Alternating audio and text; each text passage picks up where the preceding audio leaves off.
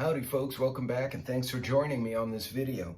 So this is one of those product reviews that I actually purchased and I wasn't actually thinking of prepping at the time per se. It was actually more work necessity. And then when I got the product, it became something that I was kind of impressed with, so much so that I bought another product for my wife. So I'll be right back and I'm going to do an unboxing of this particular respiratory protection device that I got my hands on. I'll be right back and we'll get to it.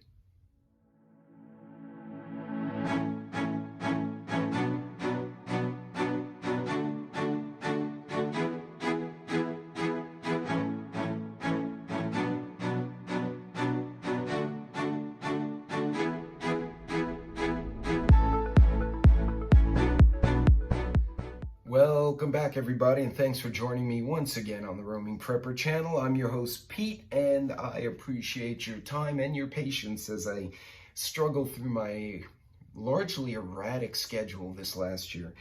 So what product was I reviewing?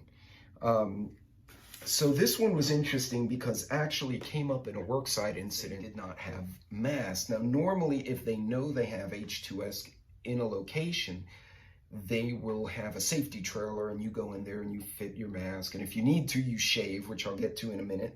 And then I started thinking, well shoot guys, with the Ohio train derailment, the fires we've had in Baytown and Pasadena, south of Houston, those big refineries, the incidents we've had in the Louisiana refineries, the accidents we've had on highways, derailments where chemicals go into the air and people get a shelter in place. But what if you can't shelter in place, right? What if you cannot? You're caught in your car and here comes this cloud of whatever. And it doesn't have to be a terror attack. It doesn't have to be something evil. It could be something as simple as an industrial accident or a truck accident, which happens all the time. And then what?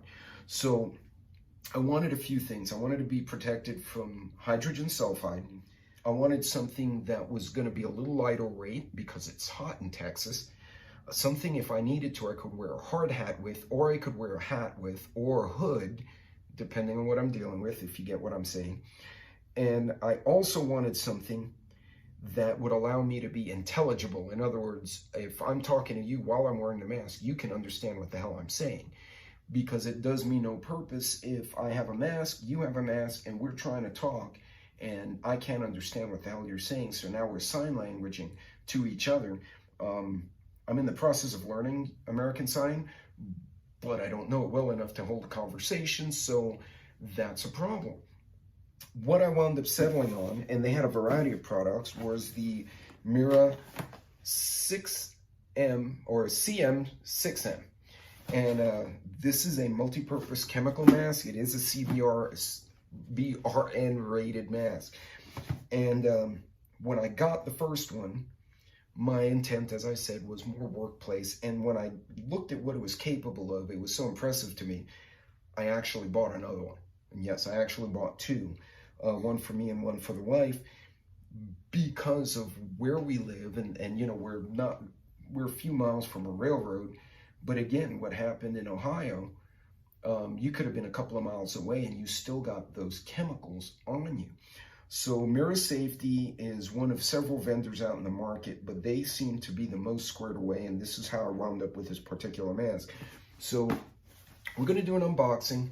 I'm pretty sure I'm not going to be able to do a fit test because of my facial hair, but I will explain what that is and why we need to do it. And we're going to kind of walk through this. So when you open the box, it basically looks like this. I'm going to confess right now, I did already open the bag, but this mask was vacuum sealed in the bag. So that was definitely interesting and a good idea. So you pull your mask out, and basically it comes like this. It has this little protective foam over your glass. And you reach in, you pull it out, and when you remove it, this is essentially what you have.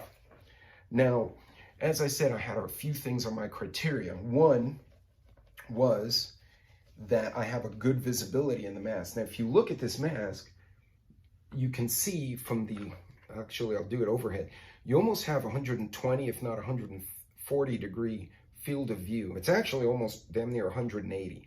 So you figure your eyes will be a little bit back in there, but you have a really good field of vision. Now there were some higher end masks, the 7 and 8 level, that had smaller eye holes. They give you better protection, but for what I'm expecting, my risk, my situation, that's not what I was expecting. What I was expecting more was possibly having to go sandstorm, smoke storm, being downwind from a wildfire. There's another reason.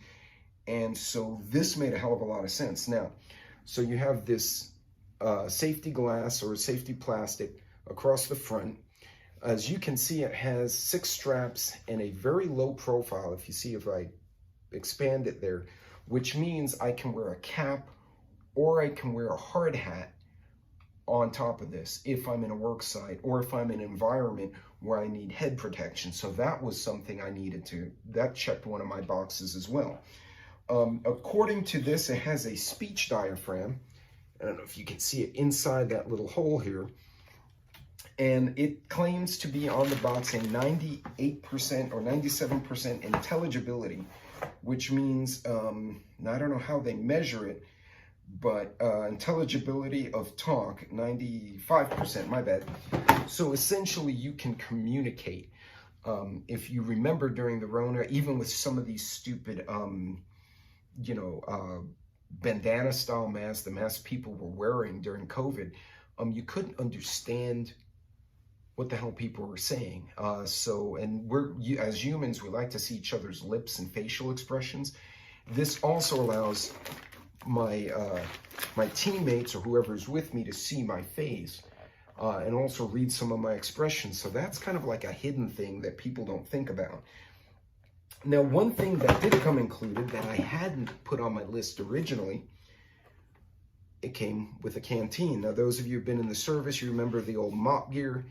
Yes, it has a little insert, and it's actually nestled on the side of the mask. Now, if you think about it, that's something I hadn't factored in originally, because in my mind, I'm thinking worksite, you go in, do your survey or whatever, and get the hell out, and then decontaminate or wipe down and go get water. Well, if I'm stuck in an environment where I can't do that, I can actually drink and hydrate. And considering it was triple digits for almost 2.5 months straight in Texas this year, that's a pretty big deal. So again, that was even a checkbox I hadn't even originally listed. Now, I did get one filter, which is sufficient, but if you notice, the mask itself actually has 2 filter holes. Now, when you do the fit test, you actually put it over your face and you make sure this is sealed. This actually is an airtight plug. And then you put your hand over this and you inhale. So you get it to where it fits on your face. You cover this and you inhale, and it should suck the mask into your face.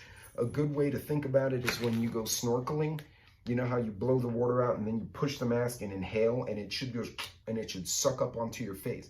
That's exactly what should happen with this if you're covering the hole.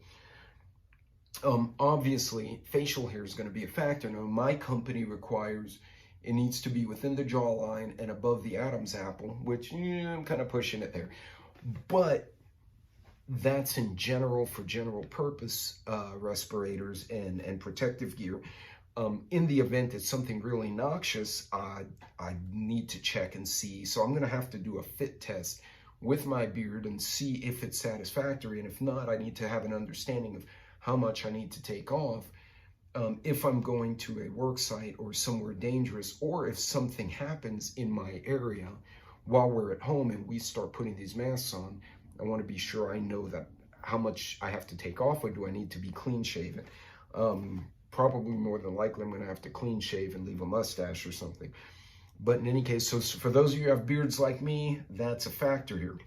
Now, MIRA Safety does have a variety of masks. This is actually kind of like the middle level mask or mid-upper mask. They actually have some that are very basic. They have some for face only that don't cover the eyes. They have some that are, single filter, double filter. And then they have some higher end, much higher end than this one, that are meant for some serious, like, nuclear biological stuff. This will protect from quite a bit of stuff, and I was very surprised to learn that it will not only protect from hydrogen sulfide up to a certain concentration for a certain period of time, because remember, the filters are not infinite. There is a period of time you have, but it also protects from hydrogen cyanide, which is not something I'm expecting people to just have floating around the air. It could be from an industrial accident. It could be from a deliberate action on the part of other people. But in any case, that was interesting to know. And there was a variety of other chemicals. So again, the price points on these range anywhere from 150 up to 400, depending on what you're looking at. This one was kind of right smack in the middle of that range. But it's a budget item, right? This is not something, and when I say budget, you need to budget it in. This is not something you go down to the corner store and you pick up.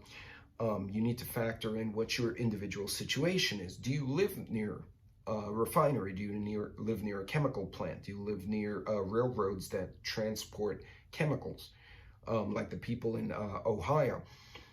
Are you on a work site at times, or is there a possibility you may have a forest fire, a ground fire? Think of Maui, think of what all the fires in Canada. This would actually help with that. Now, keep in mind, you have to have over 17, 18% oxygen in the air. So this does not provide oxygen. Okay, so if you have insufficient oxygen in the air in general, you need a tank. You don't need, an oxygen tank. You don't need this thing. But if you have air that has been contaminated with stuff that you don't want to breathe, but there is oxygen sufficient in the air, this will fit the bill. This will give you a hell of a lot more protection than, your N95 masks, your paint respirators, your sheetrock masks, stuff like that. This was a very kind of a specific need of checklists for me. And it fit all the boxes. It checked off all the boxes for my situation. And as I said, I was impressed enough that I waited a few paychecks and bought another one, because it just made sense to have this at the house, considering everything that's been going on. And I'm just talking about disasters and accidents. At least we think they're accidents or disasters. I'm not talking about deliberate acts of human beings. Now, one last factor I did have in the back of my mind that I didn't want to admit to up front, but I did, was in the event I'm wearing this, I want to have visibility, not just to speak to coworkers or to communicate to other people or to see what's around me so I don't get like hit by a fire truck or something. But in a tactical situation, I want to be able to see on my periphery. I want to be able to see what's on my flanks. I want to make sure I don't spin, say, a carbine around and catch a friendly person in my cone of fire. I want to be able to see who's to my left and right and be able to move and function reasonably well without constantly turning my head and exhausting myself. So this fit a lot of check boxes for me. Again, this particular mask is the CM6M. I do have a link in my YouTube, Rumble, all my social media. I have a link there. You can go through that and explore, and I would encourage you explore. These are not cheap products. Explore and see what fits, among other things, what fits your need, what fits your budget, and what is the likelihood of danger. Again, for me, hydrogen sulfide it's irritating to the eyes, it's noxious to the lungs.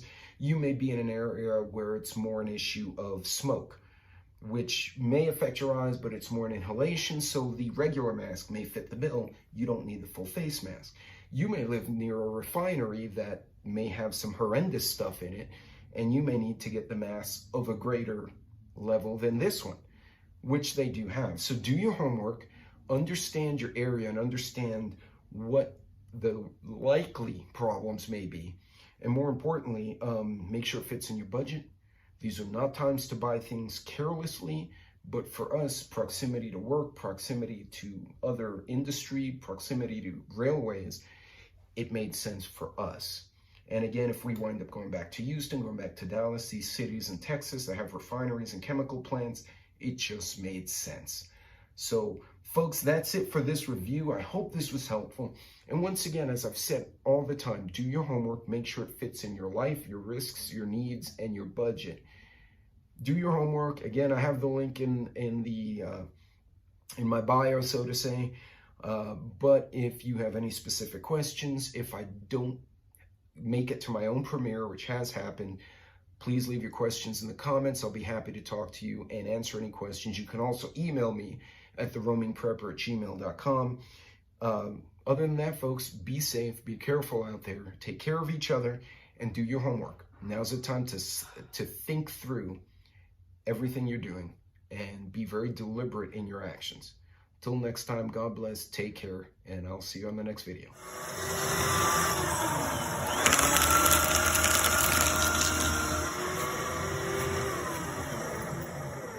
You helping me there? Is that good? You shredding it? Good girl. Can I have it? Can I have it? All right, fine, I won't have it. Well, howdy, folks. Well, this is the MIRA CM6M mask. I've done a few short videos on it. I'm going to do a longer video on YouTube and Rumble. Now, a few things. I don't have the filter in. This side is plugged. This is where your voice diaphragm is. So you can kind of hear me. Now, to fit test it, you put it on tight, like I have. Cover this open hole, and it should suck onto my face when I inhale. So let's see. Yep, you saw that, how it went back on my face, so. Which means it actually sealed over my beard, which I'm kind of impressed by. So, mental note, if you have a goatee above the Adam's apple, inside the jawline, it works.